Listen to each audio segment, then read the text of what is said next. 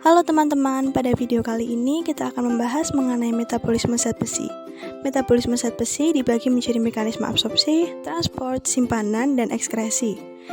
Zat besi adalah mikronutrien esensial yang diperlukan untuk proses eritropoiesis, metabolisme oksidatif, dan respon imun seluler. Walaupun dibutuhkan tubuh dalam jumlah yang sedikit, diperlukan mekanisme regulasi yang baik untuk mempertahankan homeostasis zat besi. Secara alamiah, zat besi bisa berasal dari makanan dan dapat dibedakan menjadi zat besi hem dan non-hem. Zat besi hem berasal dari makanan hewani, sedangkan zat besi non-hem berasal dari bahan makanan nabati. Zat besi akan diabsorpsi pada duodenum dan bagian proksimal jejunum. Sumber zat besi yang berasal dari hem dapat langsung mengalami endositosis karena kebanyakan sudah dalam bentuk Fe2+. Sedangkan zat besi dari sumber non-hem memerlukan proses metabolisme tersendiri karena sumber besi non-hem kebanyakan tersedia dalam bentuk teroksidasi yaitu Fe3+. Sehingga harus direduksi menjadi bentuk Fe2+ yang lebih mudah diserap. Proses metabolisme zat besi perlu melewati lambung untuk dilakukan proses denaturasi protein yang berikatan dengan zat besi.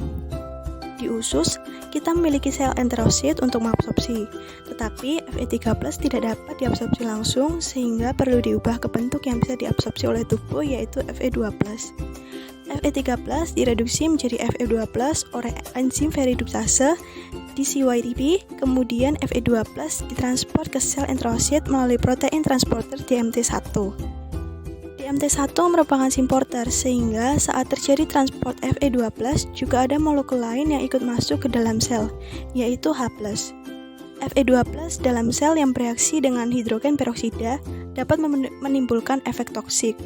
Oleh karena itu, perlu untuk mengubah ion besi menjadi molekul kompleks atau mengeliminasinya. Mekanisme pertama yaitu mengubah besi menjadi molekul kompleks.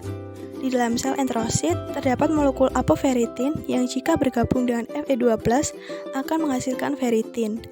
Dalam feritin ini terdapat mekanisme feroksidase dari Fe2+ menjadi Fe3+, sehingga zat besi dapat tersimpan dalam bentuk kompleks dan tidak menimbulkan toksisitas. Feritin ini merupakan bentuk simpanan besi di sitosol. Kemudian mekanisme kedua yaitu mengeliminasi Fe2+ dari dalam sel ke aliran darah.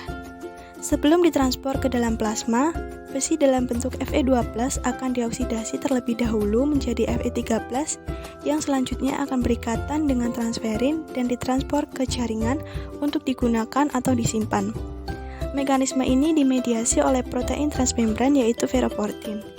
Fe2+ yang dialirkan ke aliran darah diubah menjadi Fe3+ oleh hepaistin, kemudian apotransferin dalam aliran darah berikatan dengan Fe3+ membentuk Fe transferin.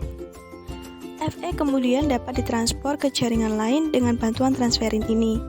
Besi yang terikat transferin ini selanjutnya akan memasuki sel target terutama sel eritroid, sel imun, dan hepatosit melalui proses endositosis melalui reseptor transferin. Di dalam sel target, Fe3+ yang terikat dengan feritin direduksi menjadi Fe2+ oleh ferrireduktase dan dibawa masuk ke dalam sitosol oleh DMT1. Dan TFR selanjutnya akan kembali ke membran sel dan transferin kembali ke dalam sirkulasi. Transferin dapat mengalirkan Fe3+ ke bone marrow untuk proses eritropoiesis. Transferin juga mengalirkan Fe3+ ke hati untuk disimpan. Di dalam hati, Fe3+ berikatan dengan apoferitin membentuk feritin yang berfungsi untuk menyimpan zat besi. Feritin ini juga dapat diubah menjadi hemosiderin yang juga berfungsi untuk penyimpanan zat besi. Tidak semua besi digunakan dalam proses metabolisme tubuh.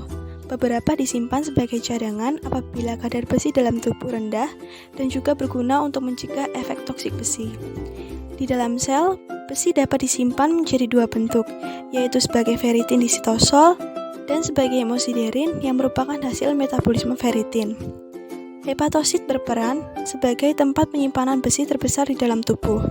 Kapasitas penyimpanan besi di dalam hepatosit bisa mencapai 20-30% total besi tubuh.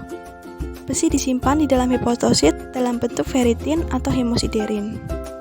Tubuh tidak memiliki mekanisme ekskresi untuk zat besi. Walaupun demikian, sejumlah kecil zat besi akan dikeluarkan melalui feses, urin, dan keringat sebanyak 1 mg per hari. Sekian video pembahasan mengenai metabolisme zat besi. Terima kasih atas perhatiannya.